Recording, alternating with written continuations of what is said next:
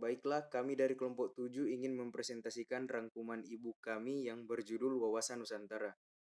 Berikut. Kelompok 7 berisikan Velaria J. Tamedia, Samuel Gideon Raranta, Victor Obednego Johannes Senduk, Nadia Injilia Mangare, dan saya sendiri Muhammad Agung Harimurti Damopoli. Next. Bab 1. Wawasan Nusantara. A. Pengertian wawasan Nusantara. Negara Kesatuan Republik Indonesia terdiri dari atas pulau-pulau. Letak pulau-pulau tersebut terpisah satu sama lain oleh perairan. Keadaan itu membutuhkan kerja keras dari bangsa Indonesia agar kesatuan tetap terjaga. Sejak Indonesia merdeka, bangsa Indonesia mempunyai tujuan yang sama untuk membentuk Negara Kesatuan Republik Indonesia. Hal itu diawali dengan adanya Sumpah Pemuda tanggal 28 Oktober 1928. Para pemuda mengajak bangsa Indonesia untuk bertanah air satu, tanah air Indonesia, berbangsa satu, bangsa Indonesia, dan berbahasa satu, bahasa Indonesia. Persatuan dan kesatuan itu harus tetap terjalin. Kita bangsa Indonesia harus mempunyai pandangan dan wawasan tentang Nusantara. Next. B. Hakikat wawasan Nusantara. Wawasan Nusantara bangsa Indonesia merupakan penjabaran dari falsafah, pandangan hidup, ideologi bangsa Indonesia yaitu Pancasila yang didasari oleh pengalaman sejarah, kondisi geografi, sosial budaya bangsa Indonesia. Bagi bangsa Indonesia, wawasan bangsa Indonesia yang sesuai dengan falsafah, pandangan hidup, ideologi bangsa Indonesia yaitu Pancasila yang didasari oleh pengalaman sejarah, kondisi geografi, sosial budaya bangsa Indonesia adalah wawasan Nusantara yang disingkat dengan Wasantara. Next. C. Tujuan wawasan Nusantara. Wawasan Nusantara bertujuan mewujudkan nasionalisme yang tinggi di segala aspek kehidupan rakyat Indonesia yang lebih mementingkan kepentingan nasional daripada kepentingan individu, kelompok, golongan, suku bangsa, atau daerah. Hal tersebut bukan berarti menghilangkan kepentingan individu, kelompok, suku bangsa, atau daerah. Bab 2. Keragaman budaya Indonesia. A. Keragaman budaya Indonesia.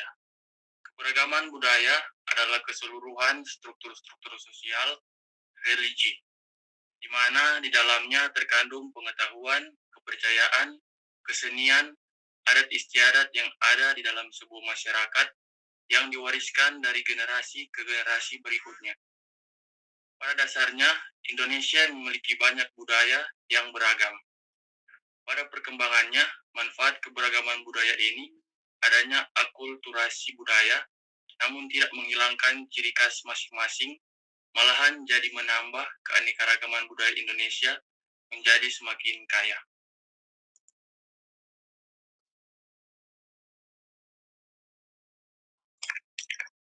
Bab 3. Wawasan Nusantara sebagai geopolitik Indonesia.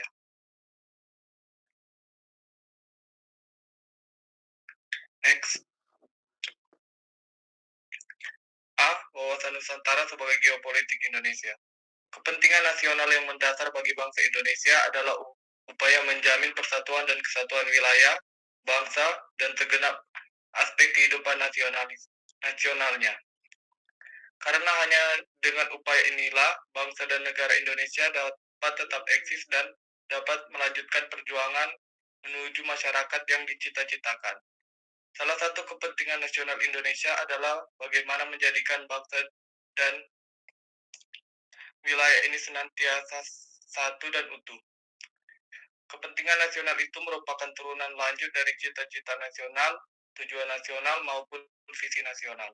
Pandangan geopolitik bangsa Indonesia yang didasarkan pada nilai-nilai ketuhanan dan kemanusiaan yang luhur dengan jelas tertuang di dalam pembukaan UUD 1945. Bangsa Indonesia adalah bangsa yang cinta damai, tetapi lebih cinta kemerdekaan. Bangsa Indonesia menolak segala bentuk penjajahan karena tidak sesuai dengan peri kemanusiaan dan peri keadilan. Next. B. Wawasan Nusantara, penerapan geopolitik Indonesia. Dengan keberhasilan diplomasi luar negeri Indonesia didukung oleh negara lain terhadap konsepsi ini, maka potensi kekayaan alam Indonesia menjadi semakin berlimpah. Dalam kondisi demikian, maka tantangan pemberdayaan kelautan di Indonesia harus lebih dioptimalisasikan guna memenuhi kesejahteraan dan kemakmuran bagi masyarakat Indonesia. Wawasan Nusantara sebagai pancaran falsafah Pancasila dan UUD 1945 yang merupakan fondasi kehidupan bermasyarakat, berbangsa, dan bernegara kesatuan memberikan kaidah nilai, moral, dan etika serta tuntutan sikap bangsa Indonesia yang harus mengedepankan persatuan dan kesatuan bangsa di segala aspek kehidupan nasional sebagai visi bangsa yang harus dijunjung tinggi dan ditaati bersama.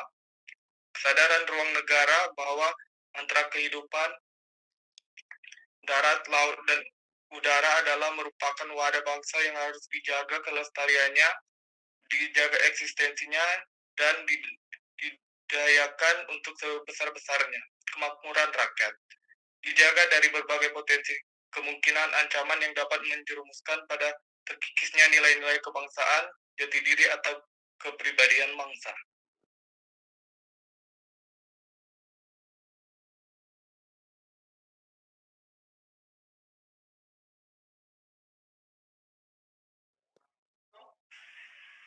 Faktor kewilayahan yang mempengaruhi wawasan Nusantara. A.